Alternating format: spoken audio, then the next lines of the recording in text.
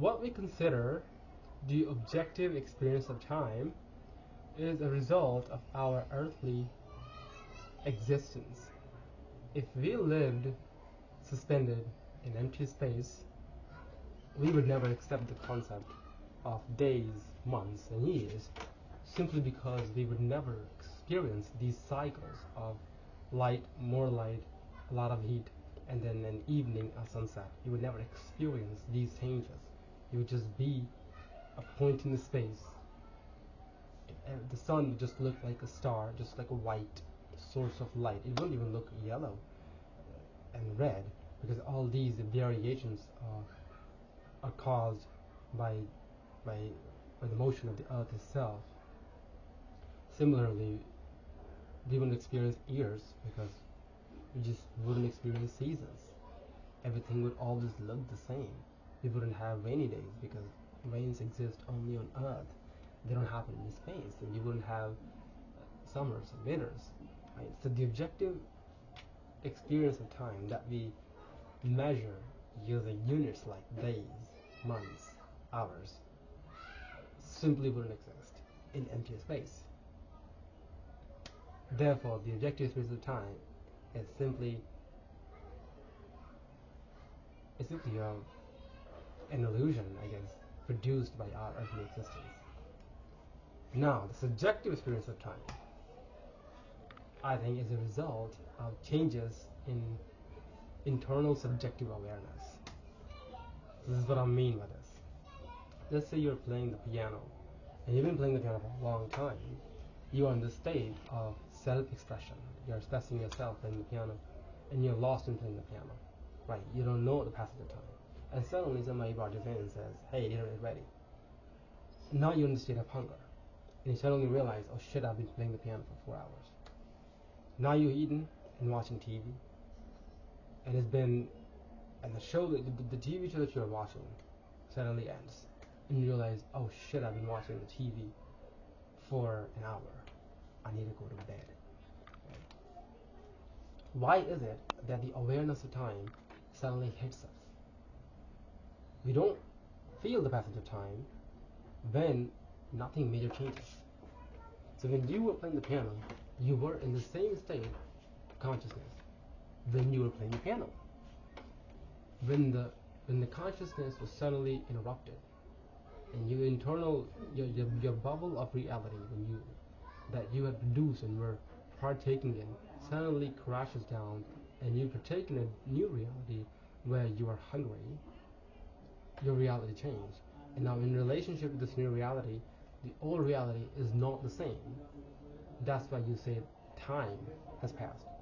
When I would suggest that time didn't pass, you just stop participating in that moment.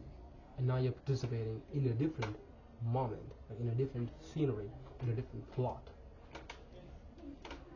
Now you're enjoying a certain state of consciousness while watching TV. Right? The TV show had a certain plot and a certain level of consciousness in it. When the show ended, the level of consciousness suddenly changed because you're no longer partaking in the drama that's happening in that TV show. Once again, you have the awareness that, oh shit, right? Because your internal state now changed. You then classified it as a change in time. Now you went to bed, and once again you didn't feel the passage of time until you woke up. And you woke up and you're like, oh shit, I've been sleeping for 9 hours. But you didn't feel that when you were asleep, because you stayed in the same level of consciousness. When you woke up, it's a different level of consciousness, which allowed you to reflect back to a different reality. Now, I would venture to say that time didn't actually pass. It's just like you stopped participating in that level of consciousness that you existed in when you were asleep. And that consciousness still exists.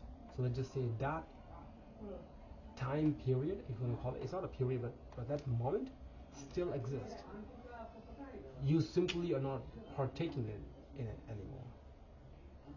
The you that is playing the piano, that moment, that consciousness still exists.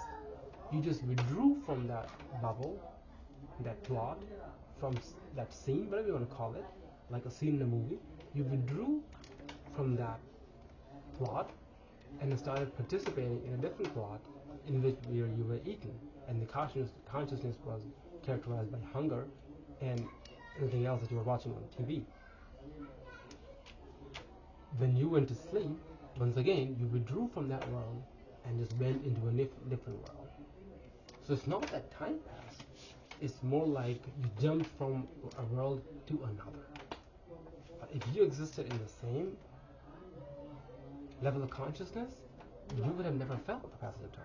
Just like you weren't feeling the passage of time when you were asleep or when you were self-actualizing playing the piano. Right?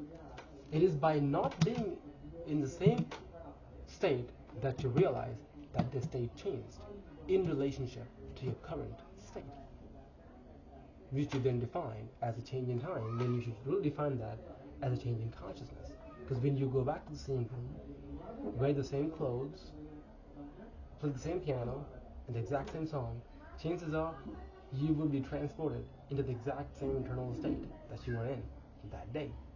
Now, you wouldn't be able to go to the exact moment because something new has added within the last 2 days.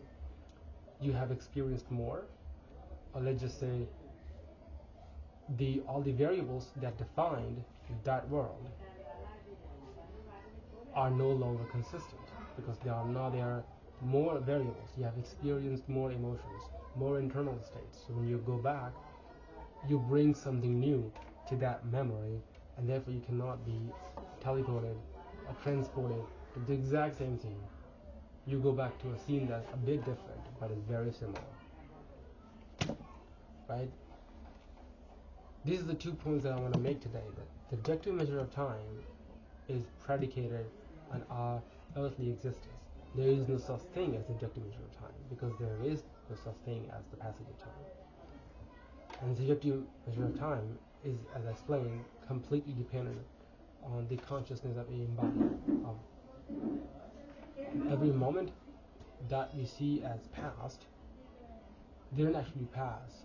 We simply withdrew our presence from that world and started participating in a new world.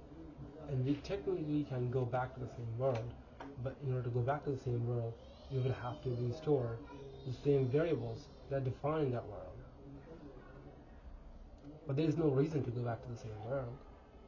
We can create infinite bubbles. We can create these infinite moments, and they all are their own worlds in parallel, and they continue to exist in parallel.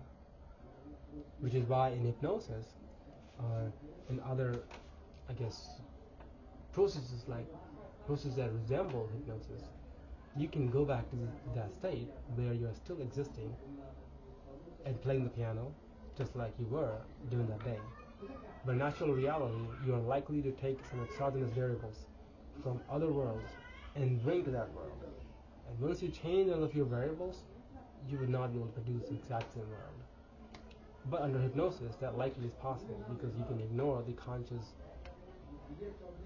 memory of other exogenous variables. Hope you had a good time.